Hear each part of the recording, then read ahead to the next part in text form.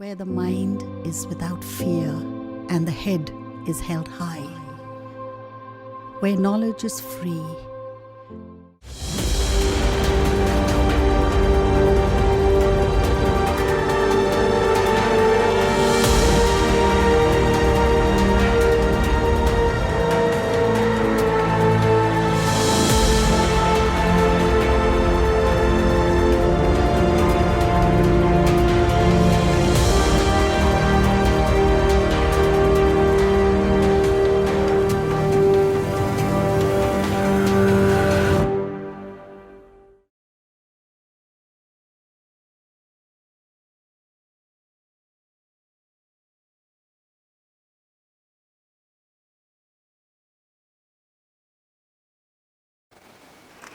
নমস্কার, আমি দেবী সরকার, শিবানী একাডেমি স্কুলে শিক্ষকতা করি। আমার বিষয় রাষ্ট্রবিজ্ঞান। প্রিয় ছাত্রছাত্রী, আশা করি তোমরা সকলে ভালো আছো, সুস্থ আছো। আজকে আমি তোমাদের যেটা পড়াবো সাম্য ও ন্যায়। এই চ্যাপ্টারটা কিন্তু মূলত এমসিকিউ ও এসকিউ এর জন্য, কিন্তু তবুও তোমাদের চ্যাপ্টারটা নিয়ে বিষয়গুলো যদি আলোচনা না করি ডিটেলসে, তাহলে তো তোমরা এমসিকিউ বা এসকিউ জিনিসগুলো ঠিকমতো রপ্ত করতে পারবে না, আনসার করতে পারবে না।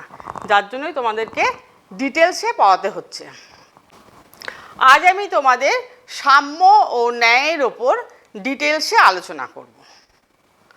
আগে দেখা যাক সাম্য বলতে কি বোঝাচ্ছে, বা সাম্যের অর্থ বা সাম্যের প্রকৃতি, এই নিয়ে আগে আলোচনা করি। সাম্য হচ্ছে কি না, যুগ যুগ ধরে মানুষকে অন্যায় ও অবিচারের বিরুদ্ধে সংগ্রাম করতে অনুপ্রাণিত করেছে। কিন্তু ফ্র্যাঙ্ক ঠাকুরদাস তার মতে সাম্যের ধারণাকে একটা বহুমাত্রিক ধারণা বলে চিহ্নিত করেছেন। ফ্র্যাঙ্ক ঠাকুরদাস সাম্যের ধারণাকে কি বলেছে না, বহুমাত্রিক ধারণা। কারণ সাম্যের ধারণার মধ্যে একটা কৌতূহল সৃষ্টিকারী ও বিভ্রান্তিকর ধারণা আছে। সাম্যের ধারণার মধ্যে একটা কৌতূহল সৃষ্টিকারী ও বহুমাত্রিক ধারণা আছে। বার্কারের মতে সাম্যের ধারণা হলো একটি পরিবর্তনশীল ধারণা।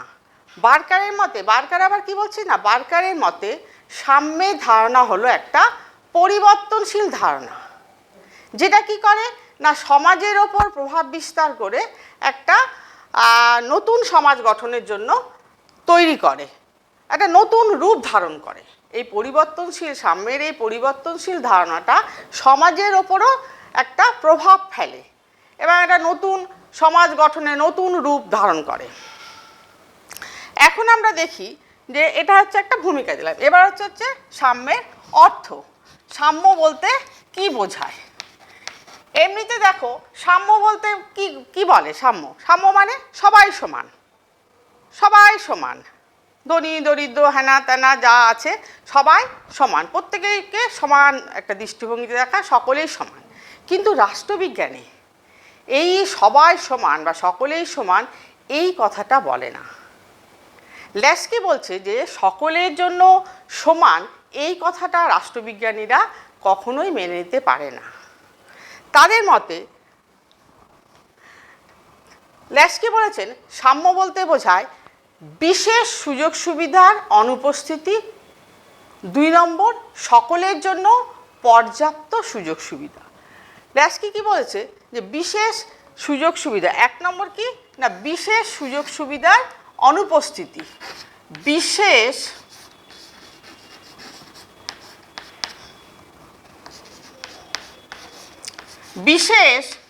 সুযোগ ও সুবিধার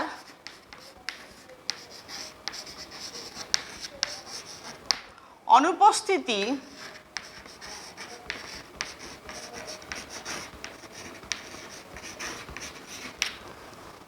দুই নম্বর,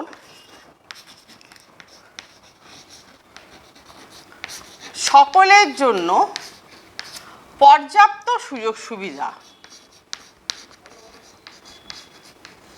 পর্যাপ্ত সুযোগ সুবিধা, সকলের জন্য পর্যাপ্ত সুযোগ সুবিধা। তাহলে ল্যাস্কি কি বলছে না, বিশেষ সুযোগ সুবিধার অনুপস্থিতি, অর্থাৎ আলাদা করে কোনো বিশেষ সুযোগ সুবিধা থাকবে না, এটার অনুপস্থিতি। আর 2 নম্বর বলছে সকলের জন্য পর্যাপ্ত সুযোগ সুবিধা, অর্থাৎ প্রথমটা হচ্ছে একটা নেতিবাচক দিক, দ্বিতীয়টা হচ্ছে একটা ইতিবাচক দিক। এই নেতিবাচক দিক বলতে কি বোঝাচ্ছে, যে সমাজের মধ্যে যে সকল যে মানুষ তাদের মধ্যে একটা সমতা না এনে ব্যবহারিক ক্ষেত্রে যে একটা প্রত্যেকটা মানুষের মধ্যে তাদের যে প্রয়োজন, তাদের যে দাবি দাওয়া, তাদের যা অভাব অভিযোগ, সেটা তো আলাদা। সকলের তো প্রয়োজন বা দাবি বা অভাব অভিযোগ একরকম নয়, ভিন্ন ভিন্ন।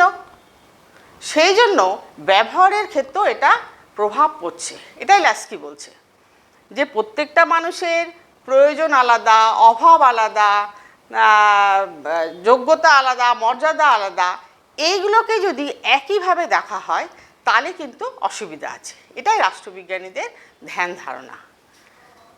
আমরা সাম্য বলতে সবাইকে বলছি, কিন্তু সাম্য মানে যে এটাই যে সবাই সমান, সেটা না কিন্তু। কেননা প্রয়োজনের অসুবিধা, প্রয়োজনের ক্ষেত্রে তাদের ভিন্নতা, তাদের দাবি আলাদা আলাদা দাবি, তাদের অভাব আলাদা আলাদা।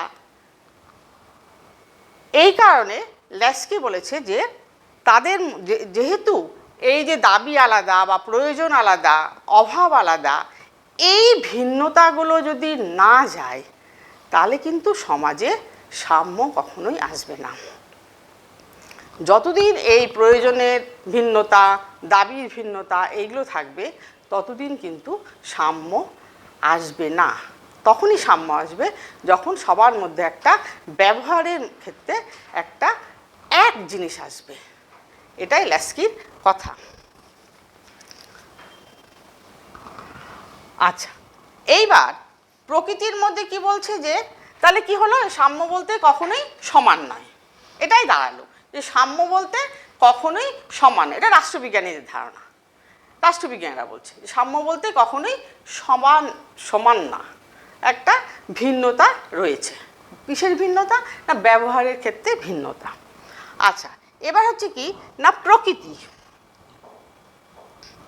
প্রকৃতি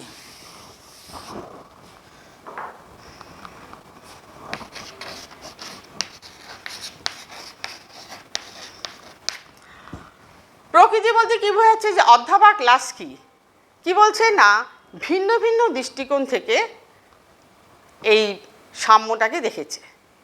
যেমন ইতিবাচক দিক, নেতিবাচক দিক, এবং এছাড়াও ল্যাস্কি ছাড়াও মার্ক্সবাদীদের একটা দৃষ্টিভঙ্গি আছে। প্রকৃতির মধ্যে 1 নম্বর হচ্ছে কি না, নেতিবাচক দিক।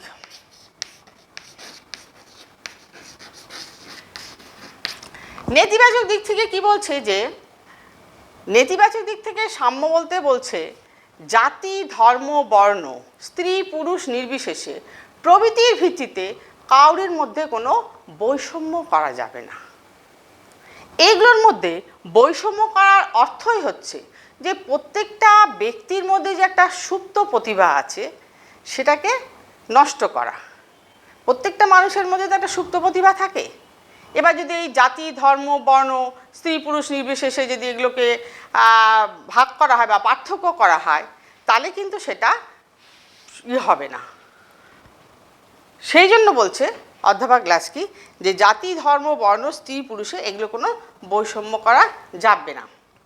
যেমন বলছে যে যোগ্যতা ও দক্ষতা অনুযায়ী প্রত্যেকে যে কোনো সরকারি চাকরি বা পদ বা আসন গ্রহণ করতে পারে, কিন্তু কাউকে যদি কোনো উত্তরাধিকার সূত্রে বসিয়ে দেওয়া হয় তাহলে কি হবে, সাম্যটা অবহেলিত হবে, সাম্য উপেক্ষিত হবে।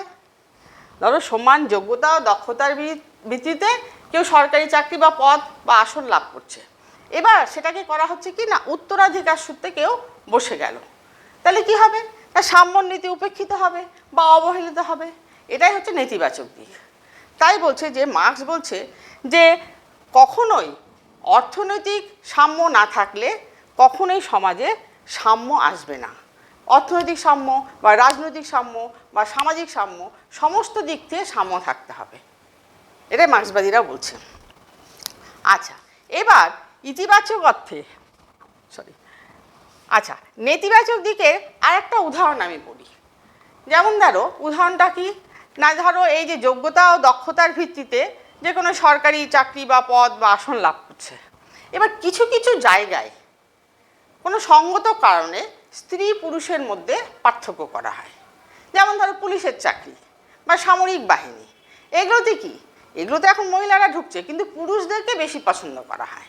আবার ধরো রোগীর পরিচর্যার ক্ষেত্রে যখন ওই নার্স নিয়োগ করা হয়, তখন পুরুষদের থেকে মহিলাদের অগ্রাধিকার সর্বজন স্বীকৃত। এটা কিন্তু সাম্যের নীতির পরিপন্থী নয়, অর্থাৎ এটাকে মেনে নেওয়া যায়। কিন্তু বর্তমানে এই পার্থক্যগুলো এখন নেই। বর্তমানে নার্স বা সামরিক বাহিনী বা পুলিশ সব কিছুতে এখন মহিলারা অগ্রাধিকার পেয়ে যাচ্ছে। আচ্ছা, এবার হচ্ছে কি না, ইতিবাচক দিক।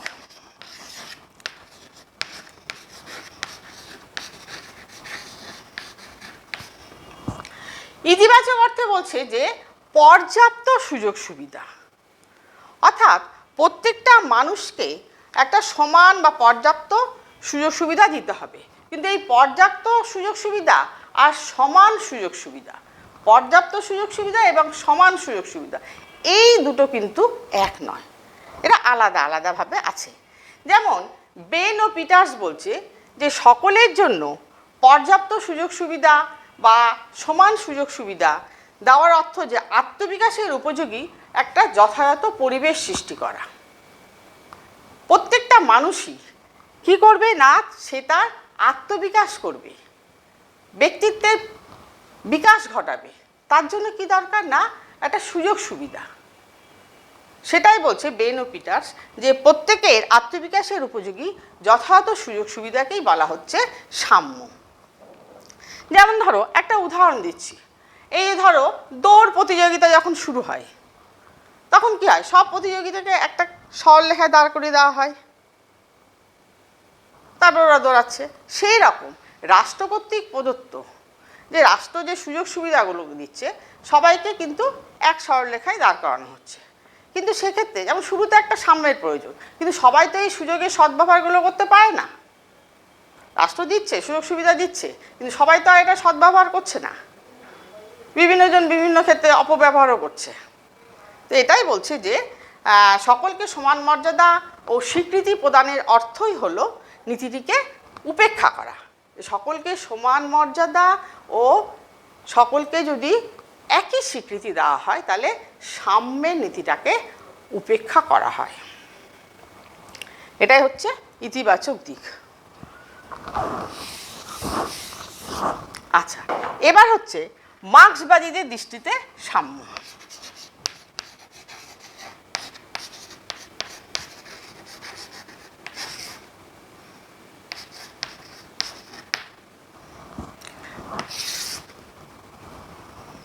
মার্ক্সবাদীদের দৃষ্টিতে সাম্য।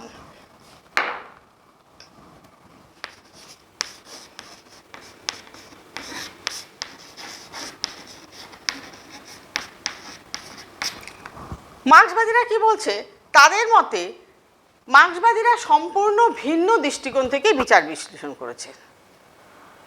তারা বলছে যে সাম্য তখনই আসবে যখন সমাজে কোনো শ্রেণী বৈষম্য বা শ্রেণী বিভাগ থাকবে না। মার্ক্স সম্পূর্ণ ভিন্ন দৃষ্টিকোণ থেকে বিচার বিশ্লেষণ করেছে। তাদের মতে সাম্যের সংজ্ঞা বা সাম্যের প্রকৃতি বা সাম্যের অর্থ এটাই আলাদা।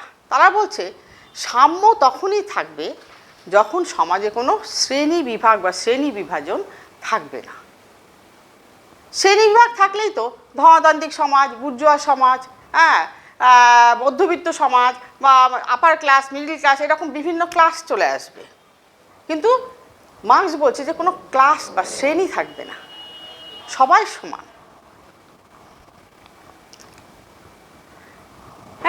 সমাজের বুক থেকে শ্রেণী বিভাগ লোপ করা হলেই সাম্য থাকবে।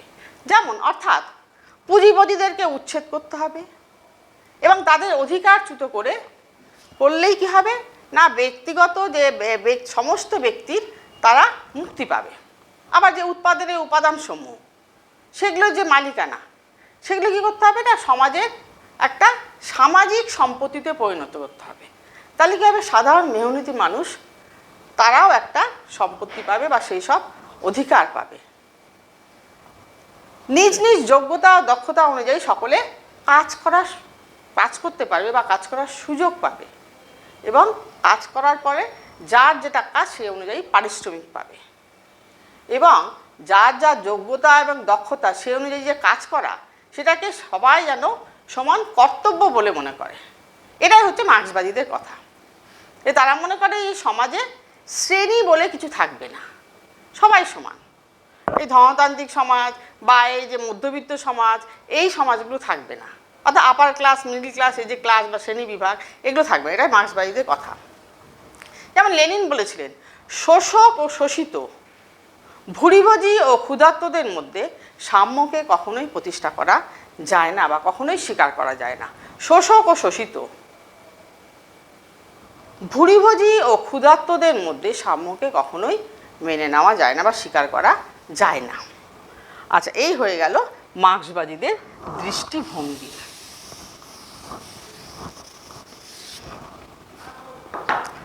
আচ্ছা, এবার হচ্ছে সাম্যের বিভিন্ন রূপ।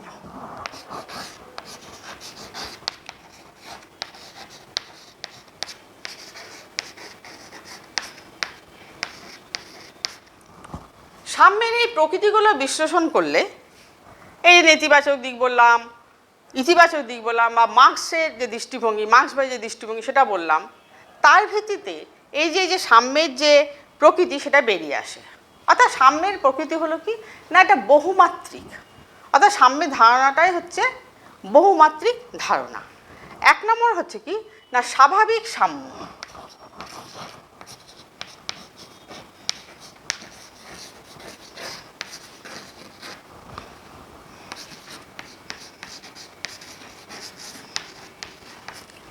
স্বাভাবিক সাম্য বলতে যে একটা শিশু জন্মাচ্ছে, জন্মাবার পর থেকেই ও কিন্তু কি হয়ে যাচ্ছে ও স্বাধীন ও সমানাধিকার সম্পন্ন। সেই রকম বলছে যে একটা মানুষ জন্মাচ্ছে, জন্মাবার সাথে সাথেই সে হয়ে যাচ্ছে স্বাধীন ও সমানাধিকার।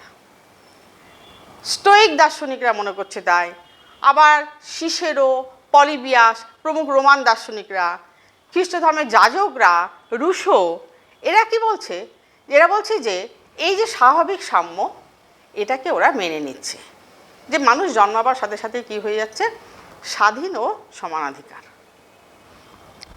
তারপরে বিভিন্ন পরিস্থিতিতে সবাই ভাগ ভাগ হচ্ছে বা আলাদা হচ্ছে। আচ্ছা, 2 নম্বর এক। এবার 2 নম্বর হচ্ছে কি সামাজিক সাম্য।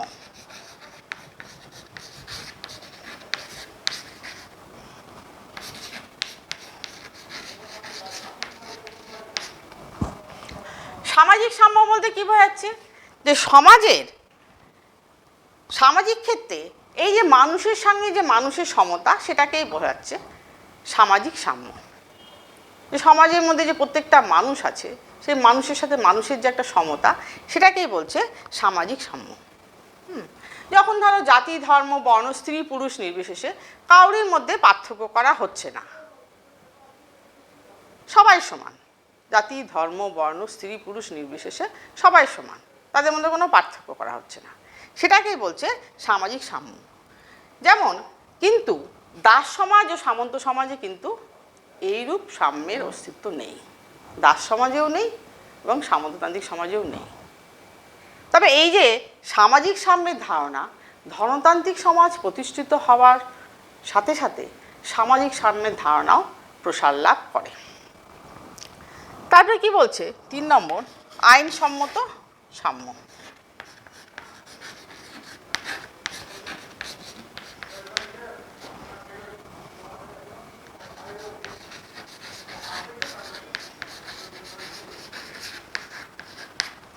আইনসম্মত সাম্য বলছে কি না আইনের দৃষ্টিতে সবাই সমান, সব মানুষের মধ্যেই একটা আইন 19 ও 20 শতকে, ঊনবিংশ বা বিংশ শতাব্দীতে এই যে আইনগত সাম্য, অর্থাৎ সকলেই একটা রাষ্ট্রকর্তৃক বা আইনগতভাবে সাম্যের এই ব্যাপারটা পাবে, সুযোগটা পাবে। যেমন ধরো আইনগত সাম্য বলতে কী বোঝাচ্ছে? 1 নম্বর হচ্ছে কি না, আইনের দৃষ্টিতে সবাই সমান, প্রত্যেকটা মানুষ, একটা দরিদ্র ভিক্ষুক থেকে প্রধানমন্ত্রী বলো, রাষ্ট্রপতি বলো, সবাই সমান আইনের দৃষ্টিতে। 2 নম্বর হচ্ছে কি না, আইন কর্তৃক সমভাবে সংরক্ষণ। এই আইনের দৃষ্টিতে সাম্য বলতে কী বোঝাচ্ছে না,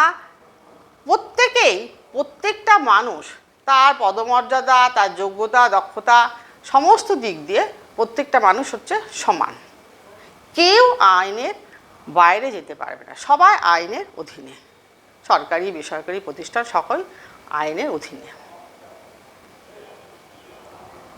আবার এরা যদি দোষ করে, এই দোষের জন্য সমস্ত অপরাধী একই রকম শাস্তি পাবে, কেউ এই শাস্তি থেকে বঞ্চিত হতে পারবে না বা কাউকে বঞ্চিত করা যাবে না যে ওর মর্যাদা বেশি বা ওর যোগ্যতা বেশি বা ওর দক্ষতা বেশি, এইভাবে করা। অর্থাৎ আইনের দৃষ্টিতে সবাই সমান। আর আইন কর্তৃক সমভাবে সংরক্ষণ, আইন কর্তৃক সমভাবে সংরক্ষণ কি, প্রত্যেকটা মানুষকে আইন কর্তৃক সমভাবে সংরক্ষিত হতে হবে। আবার এই আইনগত সাম্যকে আবার 3টা ভাগে ভাগ করছে।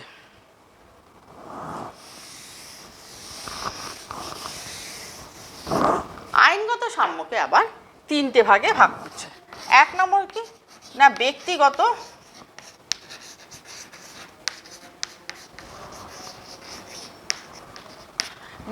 সাম্য। সমাজের প্রত্যেকটা ব্যক্তি কিন্তু সমান, প্রত্যেকটা ব্যক্তি হচ্ছে সমান, অর্থাৎ প্রত্যেকটা ব্যক্তি সমাজ থেকে বা রাষ্ট্র থেকে সমান অধিকার বা সুযোগ লাভ করবে, এটাই হচ্ছে ব্যক্তিগত সাম্য।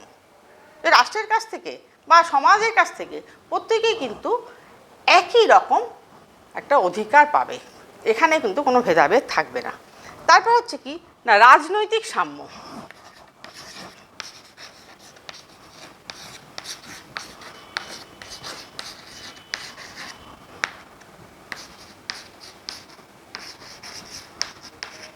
আচ্ছা, রাজনৈতিক সাম্য বলতে কী বোঝাচ্ছে? যে রাজনৈতিক সাম্য হচ্ছে কি না, সমাজের প্রত্যেকটা মানুষই এই রাজনৈতিক সাম্যের আওতায়, অর্থাৎ সকলেই, এই যে সরকার, আমাদের যে সরকার সরকারি কার্যকলাপে অংশগ্রহণ করবে, সরকারের যে কী নীতি, কী আদর্শ বা কার্যাবলী তার সমালোচনা করবে, আবার নির্বাচনে অংশগ্রহণ করবে, নির্বাচিত হওয়ার অধিকার আছে, এটা প্রত্যেকটা মানুষেরই আছে, এটাই হচ্ছে রাজনৈতিক সাম্য।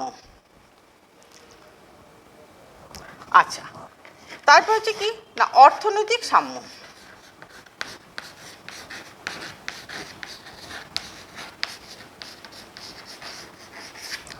অর্থনৈতিক সাম্যকে বুর্জোয়া তাত্ত্বিকরা কি বলছে, যে অর্থনৈতিক সমতাকে অর্থনৈতিক সাম্য বলছে। বুর্জোয়া তাত্ত্বিকরা অর্থনৈতিক সমতাকে অর্থনৈতিক সাম্য বলছে। এইরূপ সাম্য আবার সমাজে অর্থনৈতিক সাম্য থেকে অর্থনৈতিক বৈষম্য নিয়ে আসে বেশি। ল্যাস্কি বলেছে যে সকলের একটা সমপরিমাণ সম্পদ থাকবে, এটা ল্যাস্কির মত, যে সকলের জন্য সমপরিমাণ সম্পদ থাকবে, কারণ সমপরিমাণ সম্পদ যদি না থাকে তাহলে তার সাম্য হচ্ছে না। তিনি বলছেন যে অর্থনৈতিক সাম্য বলতে সকলের জন্য সমান সুযোগ সুবিধা বা সমান অর্থনৈতিক সাম্যের দরকার, এটাকেই বলছে অর্থনৈতিক সাম্য ল্যাস্কির কথা অনুযায়ী। আচ্ছা, এরপরে আমরা কি বলছি না, আন্তর্জাতিক সাম্য। আন্তর্জাতিক সাম্য 4 নম্বর কি বলছে না, আন্তর্জাতিক সাম্য।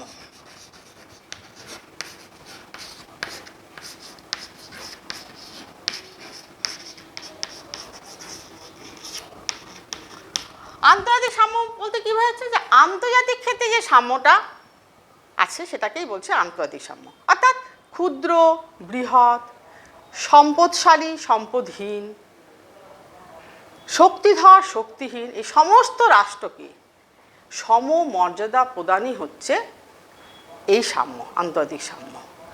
ক্ষুদ্র বৃহৎ, শক্তিধর শক্তিহীন, সম্পদশালী সম্পদহীন প্রভৃতি রাষ্ট্রকে সমমর্যাদা প্রদান করাকেই বলছে এইরূপ সাম্য, অর্থাৎ আন্তর্জাতিক সাম্য। সবাই সমান, আন্তর্জাতিক ক্ষেত্রে সবাই সমান, ছোট বড়, যাদের সম্পদ আছে যাদের সম্পদ নেই, যাদের শক্তি আছে শক্তি নেই, সমস্ত রাষ্ট্রকে একই মর্যাদা দেওয়া হবে। এটাই হচ্ছে সাম্য। তাহলে সাম্য নিয়ে আমার আলোচনা করা হয়ে গেল। এবার হচ্ছে কি না ন্যায়।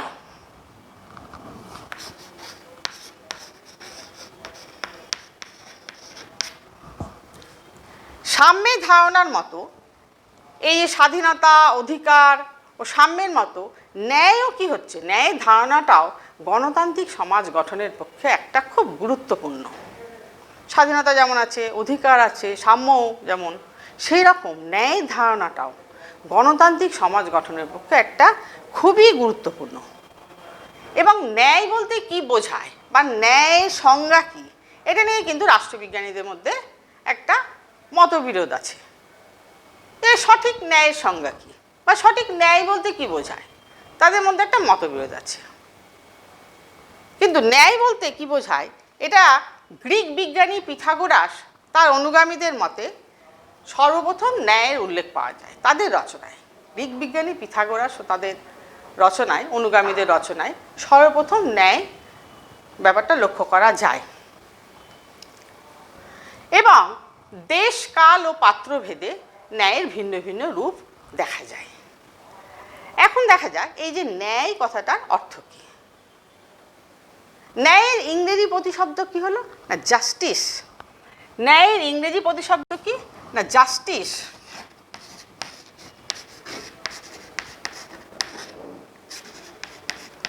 জাস্টিস, এই জাস্টিস কথাটা আবার এসেছে ল্যাটিন শব্দ জাস্টাস বা জাস্টিসিয়া থেকে। জাস্টাস ও জাস্টিসিয়া থেকে ল্যাটিন শব্দ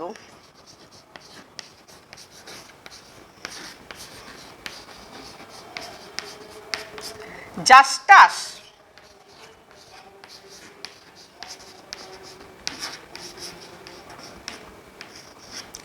ও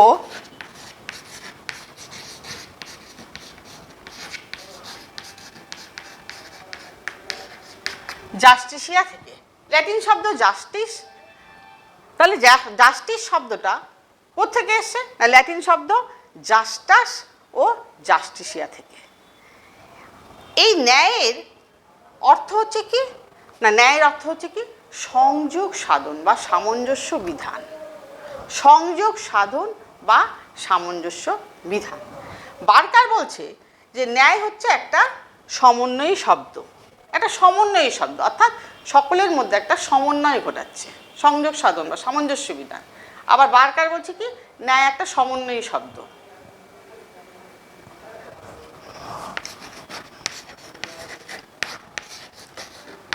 বার্কার কি বলছে, ন্যায় একটি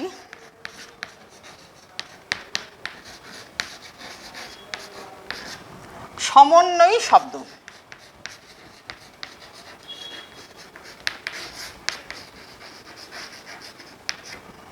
এটা কিন্তু তোমাদের এমসিকিউ বা এসএকিউ খুব থাকে যে বার্কারের মতে ন্যায় একটি সমন্বয়ী শব্দ, অর্থাৎ ন্যায় কি করছে একটা সামঞ্জস্য রক্ষা করছে, একটা সংযোগ সাধন করছে। তার মতে মনুষ্য সম্পর্কের একটা সম্পর্কের মধ্যে মানুষের সাথে মানুষের বা মূল্যবোধের সঙ্গে মূল্যবোধের যে একটা বিরোধ, তার মধ্যে কি করছে না ন্যায় একটা সংযোগ ঘটাচ্ছে। আচ্ছা, এইবার ন্যায়ের ধারণা করতে গিয়ে আমরা দেখলাম যে ন্যায় হচ্ছে কি একটা সংযোগ বা সামঞ্জস্য রক্ষা করছে। এবার ন্যায়ের এই যে দেশকাল পাত্রভেদে ন্যায়ের একটা ভিন্ন ভিন্ন রূপ বা প্রকৃতি দেখা যায়, সেটা নিয়ে আলোচনা করব। তো ন্যায়ের অর্থ হয়ে গেল, ন্যায় কথাটা কোথা থেকে এসেছে সেটাও পেয়ে গেলাম, বার্কারের মত সেটাও পেয়ে, এটা খুব ইম্পর্টেন্ট, এটাও পেয়ে গেলাম। এবার হচ্ছে প্রকৃতি।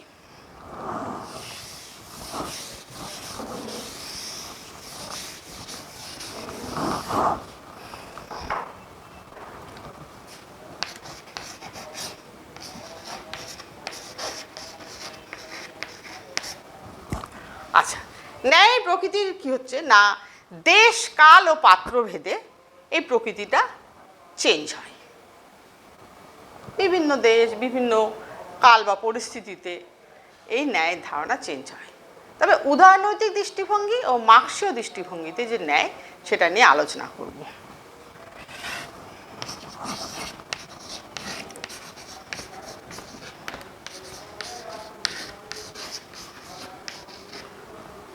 উদারনৈতিক দৃষ্টিভঙ্গি।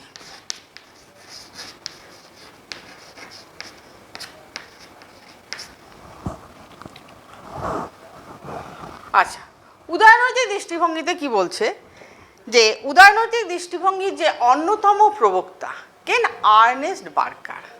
উদারনৈতিক দৃষ্টিভঙ্গির অন্যতম প্রবক্তা হচ্ছে আর্নেস্ট বার্কার।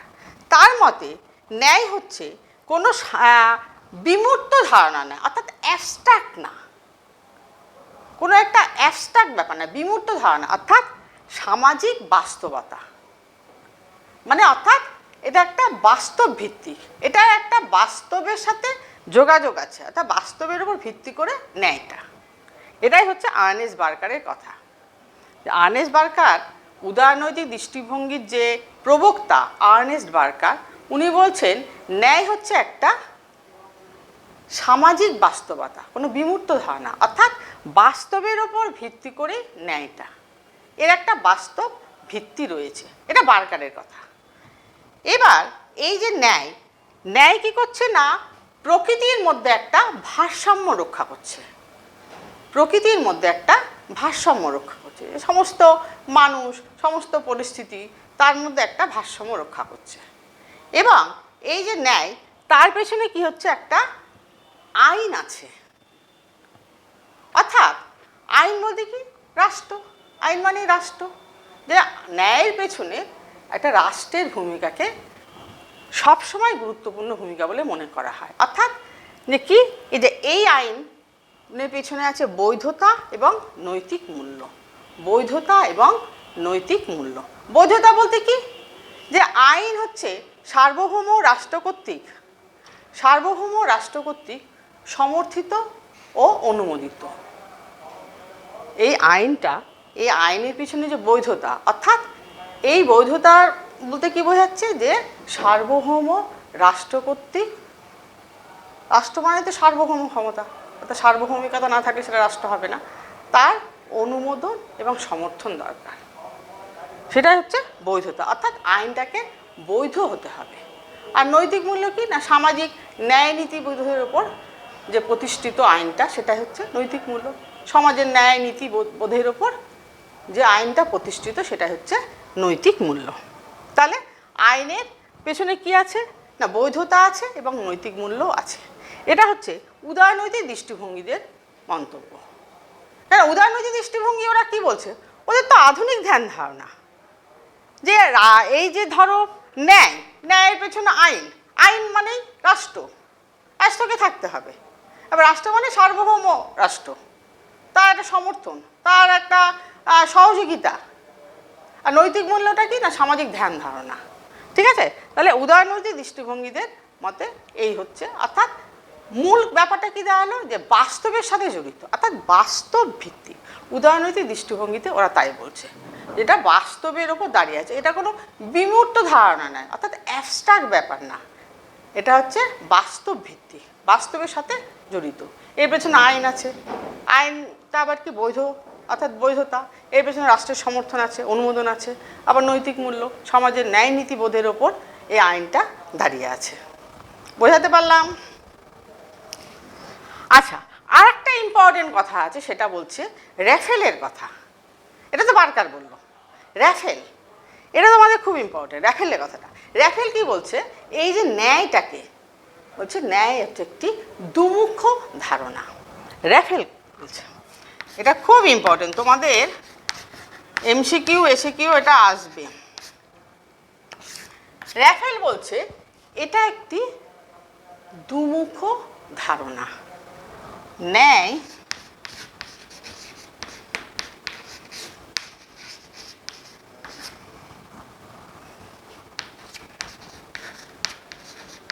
দুমুখ ধারণা। খুব ইম্পর্টেন্ট। র্যাফেল বলছে ন্যায় একটি দুমুখ ধারণা, দুটো মুখ। কি কি দুটো মুখ? একদিকে হচ্ছে রক্ষণশীল, আর দিকে হচ্ছে সংস্কারবাদী। একদিকে রক্ষণশীল, আর দিকে হচ্ছে সংস্কারবাদী। রক্ষণশীল মানে কি বলছে? যে সমাজের যে স্থিতাবস্থা, সমাজের স্থিতাবস্থা মানে এখানে কোনো পরিবর্তন নেই, যেটা চলে আসছে, পরম্পরা, ট্র্যাডিশনাল, সেটাকেই বলছে রক্ষণশীল। আরেকটা কি বলছে? সংস্কারবাদী। অর্থাৎ কি না, যেটাতে একটা সামাজিক যে পরিবর্তন হচ্ছে, সমাজ তো সবসময় পরিবর্তিত হচ্ছেই বিভিন্ন পরিস্থিতিতে, সেই পরিবর্তনটাকেই বলছে সংস্কারবাদী। অর্থাৎ চেঞ্জ হচ্ছে, পরিবর্তন হচ্ছে সমাজ। তাহলে র্যাফেল কি বলছে? ন্যায় একটি দুমুখ ধারণা, একদিকে হচ্ছে সংস্কারবাদী, একদিকে হচ্ছে রক্ষণশীল, আর একদিকে হচ্ছে সংস্কারবাদী। রক্ষণশীল মানে কি না, সমাজের স্থিতাবস্থার ওপর এটা দাঁড়িয়ে আছে, অর্থাৎ যেটা চলে আসছে, পরম্পরা, ট্র্যাডিশনাল। আর সংস্কারবাদী বলতে কী বোঝাচ্ছে না, যেটা সমাজ যেটা পরিবর্তন হচ্ছে সেটাকেই বলছে সংস্কারবাদী। তাহলে এই হচ্ছে উদারনৈতিক দৃষ্টিভঙ্গি। আশা করি তোমাদের বোঝাতে পারলাম।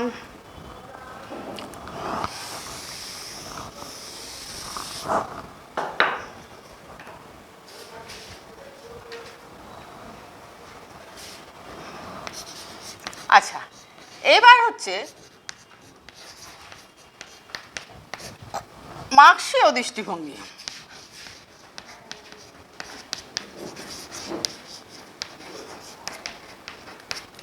মার্ক্সীয় দৃষ্টিভঙ্গি অনুসারে কি বলছে যে মার্ক্সের মতে ধনতান্ত্রিক সমাজে বন্টনমূলক ন্যায়ের মাধ্যমে শ্রেণী শোষণ বন্ধ করা যায় না।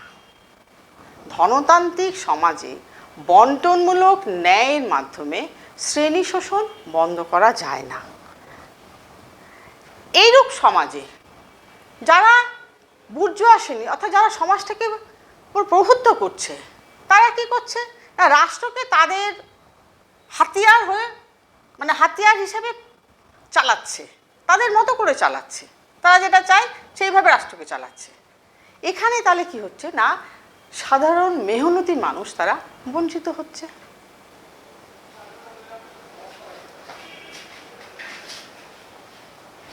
সাধারণ মেহনতি মানুষ তারা বঞ্চিত হচ্ছে। এটাই হচ্ছে মার্ক্সের কথা, যে ধনতান্ত্রিক সমাজে বন্টনমূলক ন্যায়ের মাধ্যমে কখনোই শ্রেণী শোষণ বন্ধ করা যায় না। কেননা এখানে কি হচ্ছে, যে ধনতান্ত্রিক সমাজ বা বুর্জোয়া সমাজ কী করছে, তারা তাদের মতন করে সমাজটাকে চালাচ্ছে, তারা রাষ্ট্রকে তাদের হাতিয়ার করে নিজের মতন করে চালাচ্ছে। এবার চালাতে গিয়ে কি হচ্ছে, যারা সাধারণ মানুষ বা মেহনতি মানুষ তারা বঞ্চিত হচ্ছে। ওই জন্য মার্ক্স বলছে যে এই রকম সমাজে, ধনতান্ত্রিক সমাজে বা বুর্জোয়া সমাজে এক ধরনের শ্রেণী দেখা যায়, মানে তারা সমাজটাকে খুব সংকীর্ণ দৃষ্টিভঙ্গিতে দেখছে। এটাই মার্ক্সবাদীদের কথা।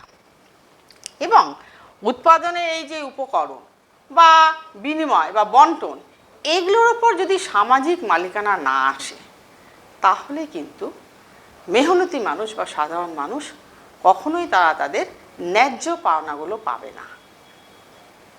সামাজিক মালিকানা প্রতিষ্ঠিত হলেই তবেই ব্যক্তিগত মালিকানাগুলো লোপ পাবে। এটাই মার্ক্সের কথা।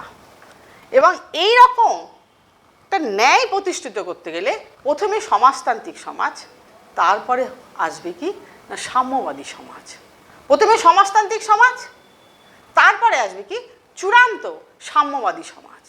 তখনই কিন্তু সমাজে ন্যায় প্রতিষ্ঠিত হবে। এটা হচ্ছে মার্ক্সের কথা বা মার্ক্সীয় দৃষ্টিভঙ্গি। তাহলে আমি তোমাদের উদারনৈতিক দৃষ্টিভঙ্গি পড়ালাম এবং মার্ক্সীয় দৃষ্টিভঙ্গি পড়ালাম। আশা করি বোঝা গেল। এবার আমি ন্যায়ের বিভিন্ন রূপ নিয়ে আলোচনা করব। তোমাদের প্রকৃতি পড়াতে গিয়ে দুটো দৃষ্টিভঙ্গি বললাম, একটা হচ্ছে উদারনৈতিক দৃষ্টিভঙ্গি, একটা হচ্ছে মার্ক্সীয় দৃষ্টিভঙ্গি। এবার আমি বিভিন্ন রূপ নিয়ে আলোচনা করব।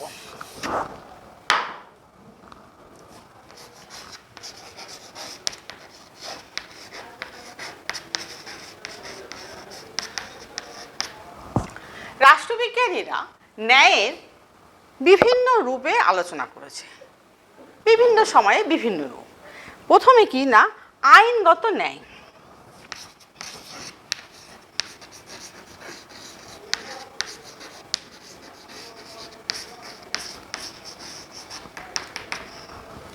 আইনগত ন্যায়।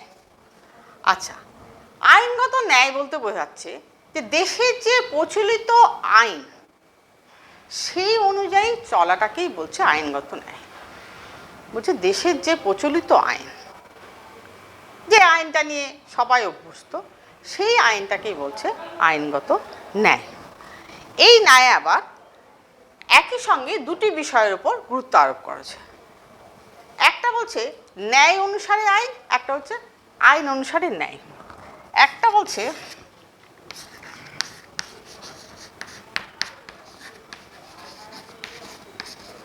ন্যায় অনুসারে আইন,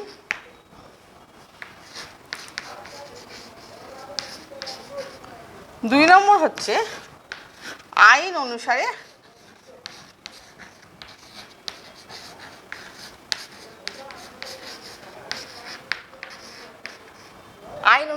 ন্যায়।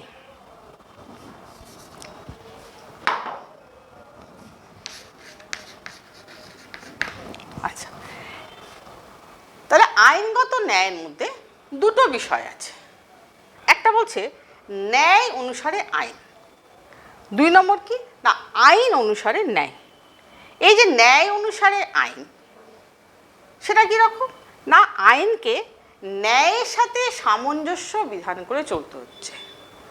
প্রথম ক্ষেত্রে যে ন্যায় অনুসারে আইন, সেই আইনকে ন্যায়ের সাথে সামঞ্জস্য রক্ষা করে চলতে হচ্ছে। আবার দ্বিতীয় ক্ষেত্রে আইন অনুসারে ন্যায়, আইনকে ন্যায়ের সাথে সামঞ্জস্য রক্ষা করে চলতে হচ্ছে। এটাই হচ্ছে আইনগত সাম্য। আবার দেশের প্রচলিত আইন অনুযায়ী আইনগত দিক থেকে আইনের দৃষ্টিতে সবাই সমান, আইন কর্তৃক সমভাবে সংরক্ষণ, এটাকেই বাস্তবায়িত করার জন্য বা এটার বাস্তবায়ন ছাড়া কিন্তু ন্যায় কখনোই প্রতিষ্ঠিত হতে পারে না। যে আইনের দৃষ্টিতে সবাই সমান এবং আইন কর্তৃক সমভাবে সংরক্ষণ, এই নীতিটা যদি বাস্তবায়ন না হয় তাহলে কিন্তু ন্যায় সম্ভব না। এটাই হচ্ছে আইনগত ন্যায়।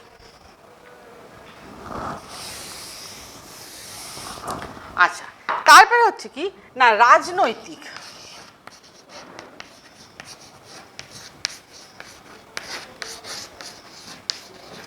রাজনৈতিক ন্যায় অর্থাৎ রাজনৈতিক দিক থেকে সকলেই সমান, অর্থাৎ প্রত্যেকেরই এই যে আমাদের যে রাজনৈতিক কাজকর্ম বা রাজনৈতিক দিক থেকে যে নির্বাচন করা, নির্বাচিত হওয়া বা সরকারি যেসব নীতি কার্যাবলী তাদের সমালোচনা করা, হ্যাঁ, আবার ধরো আমাদের যে বাক ও মতামত প্রকাশের স্বাধীনতা, আইনে অনুশাসন লাভ, আবার ধরো যে কোনো সরকারি চাকরি বা পদ বা তার বিরুদ্ধে সমালোচনা করা, এই সমস্তই কিন্তু রাজনৈতিক ন্যায়ের মধ্যে এবং প্রত্যেকেই এই সুযোগগুলো নিতে পারবে বা প্রত্যেকের এই সুযোগগুলো নেওয়ার মতো একটা মানে সমান আছে বা ন্যায় আছে, কেউ এখানে কিন্তু আলাদা না বা ভিন্ন না। আর রাজনৈতিক ন্যায় হচ্ছে কি না এখানে রাজনৈতিক ন্যায়ের যখনই থাকবে তখনই কিন্তু রাজনৈতিক সাম্য আসবে। অর্থাৎ রাজনৈতিক ন্যায়ের ধারণা অনুসারে জনগণই হচ্ছে কি না সমস্ত রাজনৈতিক ক্ষমতার উৎসস্থল। কেন সরকারকে বা রাষ্ট্রকে জনগণের ওপর নির্ভর করতে হচ্ছে। বিশেষ করে কি এই যে আমাদের ভারতবর্ষ কি গণতান্ত্রিক রাষ্ট্র, এখানে গণতন্ত্র মানে কি জনগণ, জনগণই হচ্ছে আমাদের রাজনৈতিক ক্ষমতার উৎসস্থল। এই জনগণই কি করছে না রাজনৈতিক ন্যায় আনছে এবং রাজনৈতিক ন্যায় নিয়ে কী হচ্ছে একটা রাজনৈতিক সাম্য নিয়ে আসছে। সুতরাং রাজনৈতিক ন্যায়ের সাথে যে রাজনৈতিক যে অধিকার, রাজনৈতিক যে সাম্য এটা অঙ্গাঙ্গিভাবে জড়িত বা অতপ্রতভাবে জড়িত। তাহলে রাজনৈতিক ন্যায় তখনই থাকবে যখনই রাজনৈতিক সাম্য থাকবে বা রাজনৈতিক অধিকার থাকবে এবং জনগণ এবং এই অধিকার থেকে যেন বঞ্চিত না হয়। সুতরাং রাজনৈতিক ন্যায় এবং রাজনৈতিক সাম্য এই দুটো ওতপ্রোতভাবে জড়িত। মার্ক্সবাদীরা কি বলছে যে অর্থনৈতিক ক্ষেত্রে অসাম্য বৈষম্য বজায় থাকলে রাজনৈতিক ন্যায় কখনোই আসতে পারে না। এটা মার্ক্সবাদীদের কথা। মার্ক্সবাদীরা কি বলছে যে অর্থনৈতিক ক্ষেত্রে অসাম্য বৈষম্য থাকলে পরে রাজনৈতিক ন্যায় কখনোই আসতে পারে না। তাহলে দেখ, প্রত্যেকটার সাথে প্রত্যেকটা কেমন জড়িয়ে আছে, রিলেটেড। ন্যায় থাকবে, তার সাথে সাম্য থাকতে হবে, অর্থনৈতিক সাম্য থাকতে হবে, তবে রাজনৈতিক ন্যায়। ব্যাপারগুলো বোঝো। তাহলে আর এই যে ধরো জনগণ কি করছে, সরকারের কাছে দায়িত্বশীল থাকছে। হ্যাঁ, এবং সরকার কি করছে না, জনগণের কাছে দায়িত্বশীল। কেন না, জনগণই তো সমস্ত ক্ষমতার উৎসস্থল। বিশেষ করে আমাদের ভারতবর্ষের গণতান্ত্রিক রাষ্ট্রে উৎসস্থল কি না, জনগণ। জনগণ চাইলে এই সরকার আসবে, জনগণ না চাইলে এই সরকার আসবে না। সুতরাং রাজনৈতিক ন্যায় আর রাজনৈতিক সাম্য হচ্ছে ওতপ্রোতভাবে জড়িত। এবং এই যে প্রত্যেককে এই যে রাজনৈতিক ন্যায় সুযোগ সুবিধা সেটা ঠিকঠাক দিতে হবে, তবে রাজনৈতিক সাম্য আসবে। আর কিন্তু মার্ক্সবাদীরা বলছে যে অর্থনৈতিক ক্ষেত্রে অসাম্য বৈষম্য থাকলে কখনোই রাজনৈতিক ন্যায় আসতে পারে না। এটা মার্ক্সবাদীদের কথা। আচ্ছা, এবার হচ্ছে কি সামাজিক ন্যায়।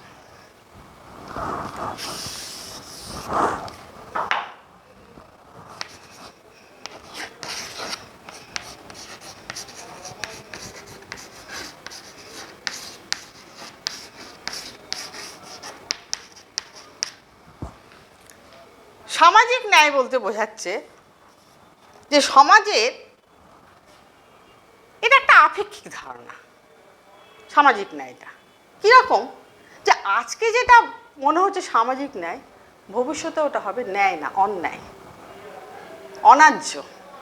কীরকম, যেমন এক সময় ছিল সতীদাহ প্রথা ভারতবর্ষে, তখন তো এটা সামাজিক ন্যায় ছিল যে স্বামী মারা যাচ্ছে, তার জ্বলন্ত চিতায় সতীকে পুড়িয়ে দিল। তারপর যা সতীদাহ প্রথা নিবারণ হয়েছে। কে করেছে? রাজা রামমোহন রায়। কিন্তু তখন এটা সামাজিক ন্যায় ছিল। আজকের দিনে সেটা কি হচ্ছে? অন্যায়, অন্যায্য। একজন মহিলাকে তার স্বামী জ্বলন্ত চিতাতে পুড়িয়ে দেওয়া, এটা তো অন্যায়, এটা অন্যায্য। আবার এই যে ইউরোপে দাস প্রথা, সেই সময় সামাজিক ন্যায় ছিল, কিন্তু আজকের দিনে সেটা কি? অন্যায়, অন্যায্য। তাহলে সামাজিক ন্যায় ব্যাপারটা কি হচ্ছে? একটা আপেক্ষিক ধারণা, যে আজকে যেটা ন্যায়, ভবিষ্যতে ওটা হয়ে যাবে অন্যায় বা অন্যায্য। যেমন দুটো উদাহরণ দিলাম, ভারতবর্ষে সতীদাহ প্রথা এবং ইউরোপে দাস প্রথা। এছাড়া দেখো যে উদাহরণ হিসেবে বলা যেতে পারে যে সামাজিক ন্যায়ের যে আধুনিক ধারণা, অর্থাৎ ভারতবর্ষে সুরক্ষা হেতু বৈষম্য, এই নীতির কথা বলা হচ্ছে। সুরক্ষা হেতু বৈষম্য, ভারতে এই নীতিটা গ্রহণ করা হচ্ছে। সুরক্ষা হেতু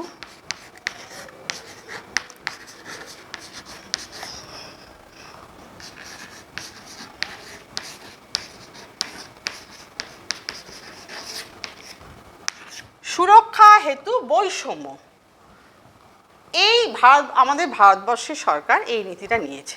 কি বলছে এই নীতিটা?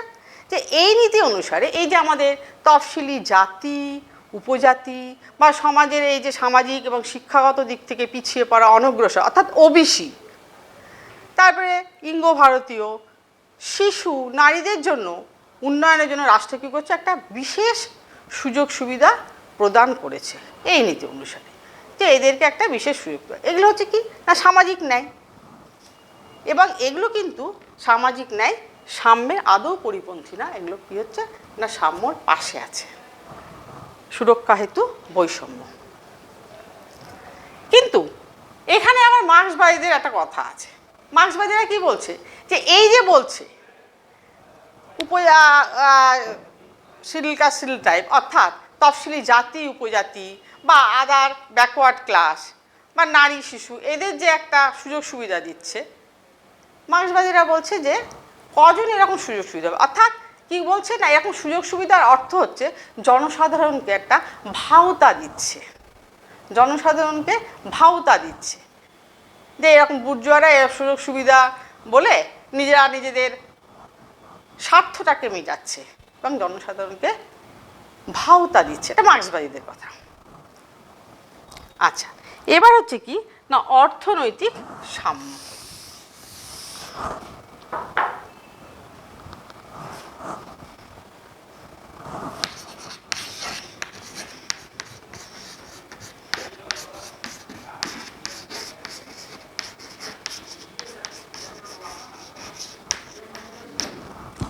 অর্থনৈতিক সাম্য।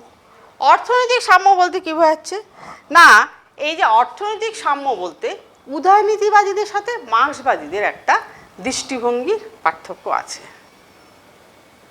মার্ক্সবাদীরা কি বলছে যে সমাজে কোনো শ্রেণী থাকবে না, একটা সমাজ মানে শ্রেণীহীন হয়ে যাবে, সমাজ হবে সমাজতান্ত্রিক, তারপরে হয়ে যাবে সাম্যবাদী।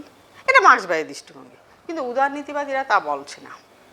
উদারনীতিবাদীরা কি বলছে না, সমাজে শ্রেণী থাকবে, আবার ক্লাস, মিডল ক্লাস, এবং রাষ্ট্র সবাইকে সুযোগ সুবিধা দিবে, তারাও সুযোগ সুবিধা দিবে। তার মধ্যেও কি করতে হবে না, রাষ্ট্রকে জনকল্যাণকর কাজ করতে হবে, সকলের ভালো করতে হবে। এটা উদারনীতিদের দৃষ্টিভঙ্গি। আর মার্ক্সের দৃষ্টিভঙ্গি তো বললাম।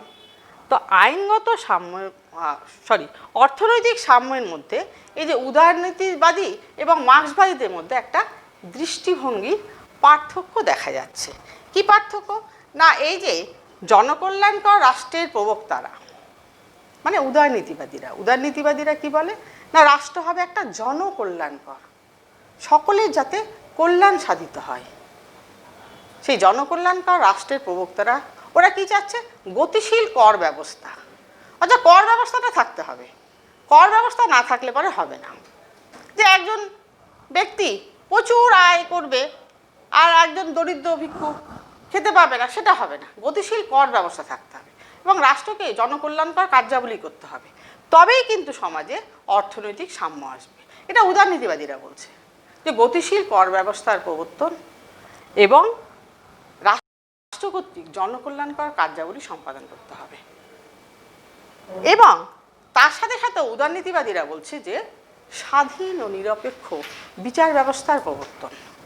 এটা উদারনীতিবাদীদের কথা। আবার মার্ক্সবাদীরা কি বলছে যে ব্যক্তিগত সম্পত্তি বিলোপ করতে হবে, কোনো ব্যক্তিগত সম্পত্তি থাকবে না।